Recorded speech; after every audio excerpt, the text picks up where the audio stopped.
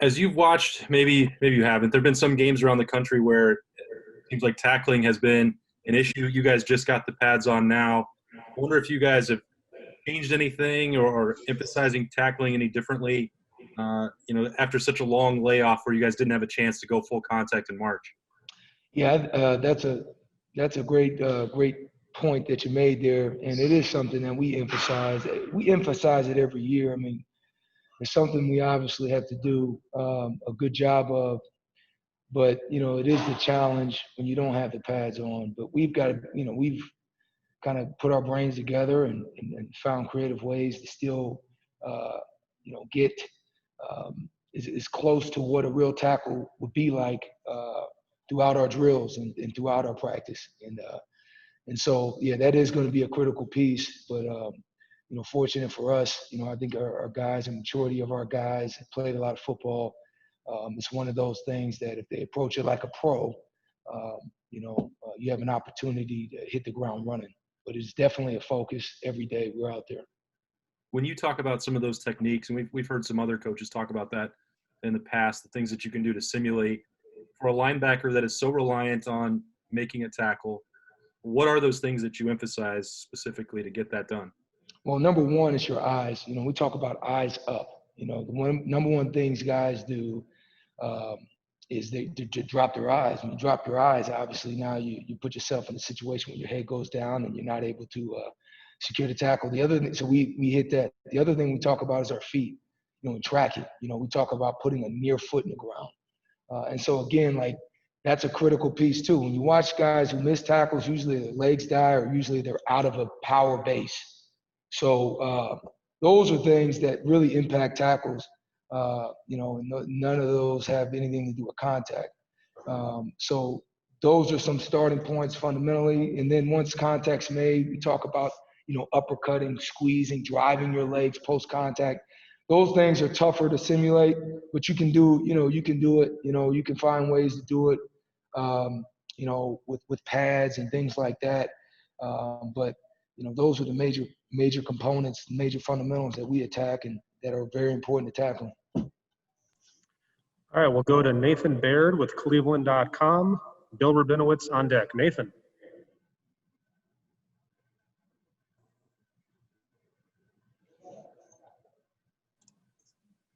All right, Bill, you're up. Hi, Al. I'm sure you were asked this in the spring, but it still bears being asked again. You've got, a very deep linebacker group.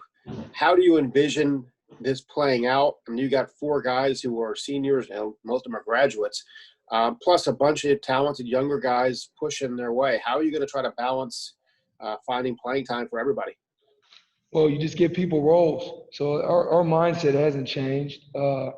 We have, you have to give the player a role, a focus, and give them the opportunity to exercise that. So we are a deep group, but we're going to need this year in particular. We're going to need more than just 3 or 4. We have to throughout the year develop. And because you never know what could happen with this whole situation we're in. So everybody has a role, everybody's engaged. And that's something that I feel like this time period has really brought us closer in the sense of everybody's kind of, they feel like they matter and everybody has an impact in their own way. So, our mentality going into the spring hasn't really, to now, it really hasn't changed much. Our goal is just to get better every day and when your number's called, be ready to play. We have some thoughts about how we want to use our guys and things like that, but I think our mentality has been all hands on deck. And just how good do you feel about your group? And are there specific young players that you really feel are on the verge of breaking through? Yeah. First, how do I feel about the group? I think this particular group of guys is one of the more special guys I've been around from the standpoint of leadership. This is one of the most adverse times a college athlete could ever have. And through that all, despite all that, they've, in my opinion, have found a way to make themselves better, found a way to get closer. So the character in the room is through the roof. I hold this group in high regard. I think they're extremely talented. And I think that, they have a determination. Our mentality this whole offseason is focused on improving, focused on, being the difference, making the difference. And so we've had a chip on our shoulder since the beginning of the year, and we still carry that. So we're a determined group. We're talented. Now we got to go out there and get the job done. Young guys, man, I tell you, the depth. You talk about the depth from guys like Taraja and Dallas who are doing unbelievably well. And they're not really young guys, but they are in a sense. But they're having a really strong camp, if you will, so far. But behind him, you got Kayvon Pope, you got Craig Young. Both of those guys have done an outstanding job. And the freshmen coming in, and I'm really excited about Cody Simon and Mitchell Melton. Both those kids, I think, are going to be special players. And they're both tough, they're both smart, and they both love football. So very excited about the youth of the program, the young guys, and they just got to have opportunities to get out there and play. When they get out there, they got to make the impact that they know that they want to make, and everything leading up to that, they've shown that they're capable. So I'm excited. Sure. Thanks, Al. Yeah. All right, next up we'll go with Colin Hass-Hill from 11 Warriors with Bill Landis on deck. Colin. Al, you talked about you want to find roles for all the players. And when I think about that, I think about those three juniors, Taraja, Dallas, and Kayvon, and what they might be able to offer. Can you sort of just go through each of them and say, like give us an idea of what you like that they can do, that they can impact games? Because, we've seen them, late in games, but maybe we haven't seen them early in games the way that, you want to play them this year. Yeah, so I guess start with Dallas Gann. Dallas Gann is, he's a skilled inside backer. He has position flexibility. He can play Mike and Will for us. And so, he has his value for us is obviously to contribute meaningful minutes, but to be able to help us in different types of ways. Taraja Mitchell's an explosive player. We all seen that, and a very passionate player. And so, those types of guys, we can find ways to get them closer to the ball and attack the football and, try to play to their strengths. Kayvon Pope's very athletic in space, very instinctive. So, there's ways to utilize them. I don't want to get into too much of the detail of the scheme, but, just knowing their attributes, we have to do a good job of putting them in position to play to their strengths. So, that's kind of how we envision utilizing them this season. What's the biggest reason that you guys feel like you can move Barron potentially away from Mike and have someone else fill in behind Tough? Well, it's not so much the focus on Barron. Well, first off, Barron's athleticism. He can play inside. He can play outside. He can do a lot of different things. But it's more just looking at what we're trying to do on defense, playing to each guy's strength, and how we can be more creative. I think that's more of a focus on what we're trying to do better. What we're trying to figure out how to make more of an impact. So, Barron's still he's a linebacker for us. He'll be outside. He'll still be inside too. And so we don't really. I don't really look at it that way. I just think of it more like, okay, how can we do better, man? How can we figure out a way to make more of an impact for everybody? Next up, Bill Landis from The Athletic with Patrick Murphy on deck. Bill. Hey, Al, but back in the spring before you guys got shut down, we were talking with you a little bit about Pete possibly playing some Will this year. Just wondering, maybe is he still kind of moving around a little bit? And what do you like about Pete's skill set potentially playing that Will linebacker spot? Yeah, Pete's been doing a really good job at the Will position. Yeah, we do have him some other places based on the packages, but I think Pete, his skill set is he's a physical player. He's athletic, obviously. He's very bright and he's passionate. I think he has a chance to make an impact. I think he can be an impact player at the Will position. So he's made strides. He's continuing to work his craft, but very excited about, Pete and this spot we're playing him at times. And you're talking a lot about versatility and creativity, and you do have a lot of depth. Do you envision possibly being able to play sort of matchups more than maybe you were last year, depending on who you're playing week to week with kind of different personnel groupings? And if so, does that help you find those kind of roles you're talking about to make guys happy as you go through this season?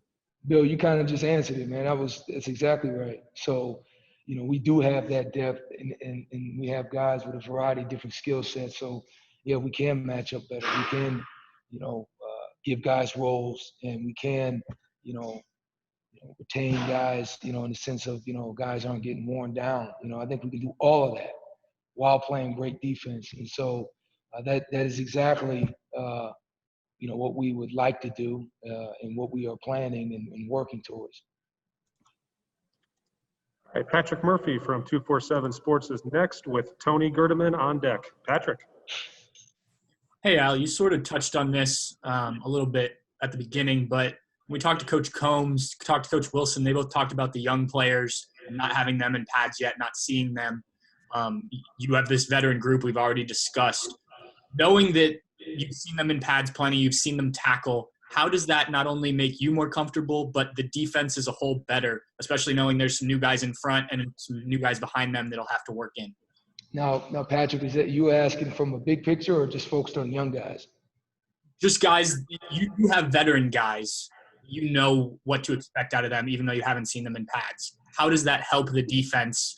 Because you have new guys in the secondary, new guys on the D-line that are still waiting to get in pads. Yeah, I got you. Yeah, I mean, experience is always helpful, but to be honest, I mean, football is not football until there's pads. So, you can look good in rehearsal, but you got to go out there and play. And so, yeah, it's good to have a veteran group, but I don't think any coach feels good until they are able to get out there and commence to hitting. So, but we all work and trying to be creative and find ways to to compensate for that. But you can't get enough. You can't get too many days in pads. Obviously, without guys being on the ground. But I think it's invaluable. Thank you. Yep. All right, next up, Tony Gerdeman from Buckeyes Scoop with Joey Kaufman on deck. Al, moving Pete to Will after seeing what he was able to do at Sam last year, what gives you the confidence in everybody else that they can pick up the slack that allowed Pete to do whatever he needed to do last year? Yeah, I mean, and the Sam position for us, I mean, that guy was an inside backer at times. So Pete, we did have a chance to see Pete play in the box last year, and I think Pete, because he is such a has a broad skill set. He's a very athletic player. He's smart. He can do all those different things. And I think prior to us getting here, he was an inside backer. I think he just we feel confident in him and in his experience, and we feel confident about the guys that like Baron Browning, for example. I mean, I feel extremely confident in Baron. And so much of it has to do with the experience they've had up until this point. So, I think the best thing we do is we give our guys experience on, in all areas, man, inside and outside, So I think we're just trying to figure out the best blend at the time of the team we're playing to get the job done that we need to get done. So. If there wasn't this focus on matchups, do you think he may have just stayed at Sam?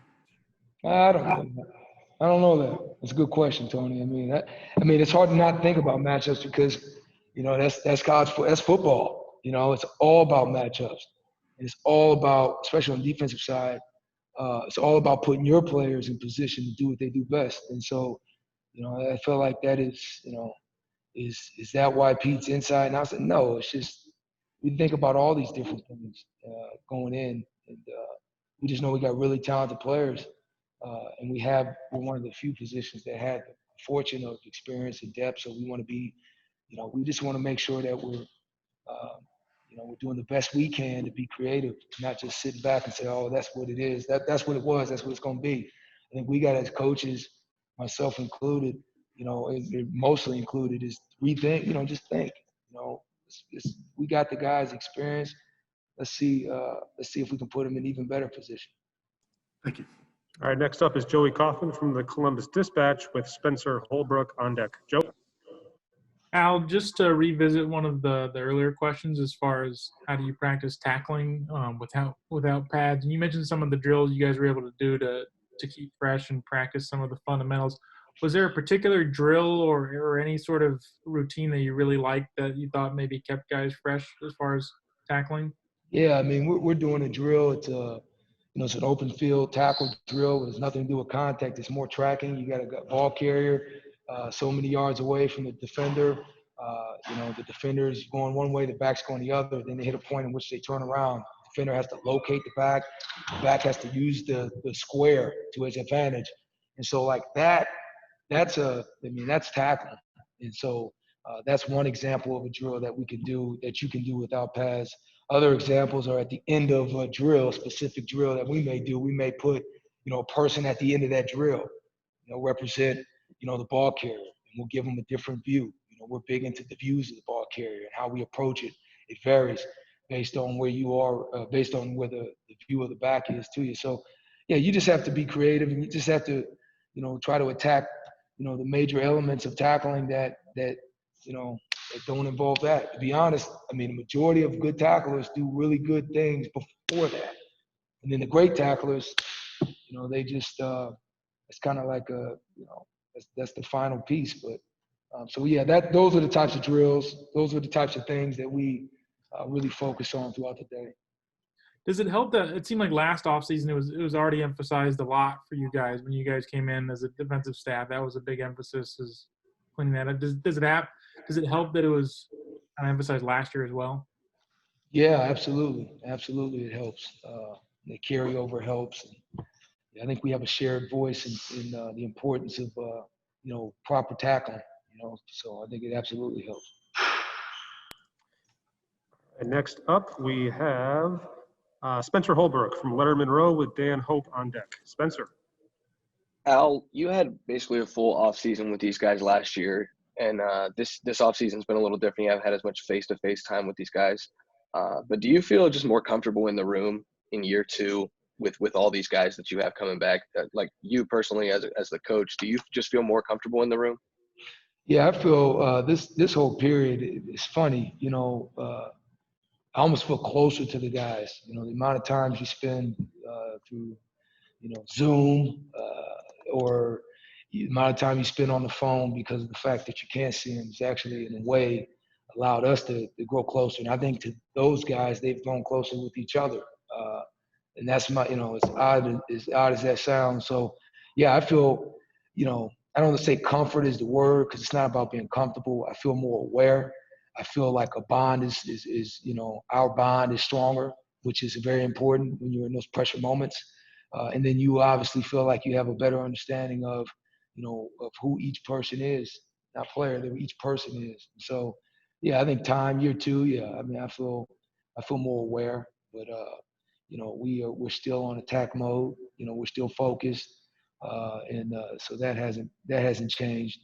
But yeah, Spencer, I think to answer your question, yeah, I feel like year two, I feel definitely more aware. And then along the same lines of just inside the room, Tuff has been a captain for a while now, and it seemed like his leadership is like at a peak. Where has he improved in that? Because it seemed like he couldn't really improve anywhere. He's one of the best leaders on the roster. Where can he still improve as a leader? Yeah, that's a good question. So I think there's two types of leaders. There's some that, a little more quiet, more action-based, and some are more vocal. I think Tuff naturally is more of a reserve guy, more on the action side of things. I think he has challenged himself to be more outward with his leadership style, and he's done that. And he gets, he commands respect from the freshman to the upperclassmen, man. He's always been there. I mean, you're a captain as a sophomore that's saying something. So I think he's taken that approach, being more vocal, being more, willing to speak up, during practice. If he sees something that's not up to standard, and also taking guys under his wing a little bit more. Younger players that are going through those growing pains. He's one of those guys that pull them aside and kind of give them a different perspective. One from a guy who's done it. So, yeah, he's done a real good job, and he's improving in every way. In fact, I mean, he's can't say enough good things about Tough. The last set of questions for Coach Washington. We'll go to Dan Hope from 11 Warriors. Dan. Hey, Al, for Justin Hilliard, what do you see his role being like this year, and how happy are you that he gets this chance to play this 6th year? That's one of the best things about playing this season, having a chance to play as a guy like Justin Hilliard, who's been here, I think it's his 6th year, and, I see him being a major contributor. I see him being a guy to help us on and off the field. I think he's healthy, which is something that, his injuries had plagued him in the past. And I think he's come out of this whole thing stronger. So we're expecting big things out of him, and in leadership as well as one of those major things. And so I'm real excited about Justin and what he's done. And Coach Madison's done a great job, of just continuing to keep him engaged throughout his whole process here. I'm curious too. The NCAA, made it this year so that nobody loses a year of eligibility. Does that help at all with managing that large group of upperclassmen linebackers you have, knowing that some of them could now get an extra year on the back end? Yeah, but to be honest with you, the guys don't think that way. I mean, some may, but like this season's on now. Like it's time to play. So I think in the back of their mind, sure. But once they gave us a start date, man, it was kind of like, hey, it's time to roll. So I think everybody's eager. Everybody wants to contribute. So that's what you want. And another young guy I didn't mention, I should have, man, is Tommy Eichenberg. I mean, that guy Tommy Eichenberg, who a year ago was banged up coming in, he's doing a really, really fine job. And so I mean, I think that whole situation is, it is what it is. But I think our focus is really on just, trying to win this Wednesday or Thursday. I don't even know what day it is. I know it's the second day of pads. I can tell you that.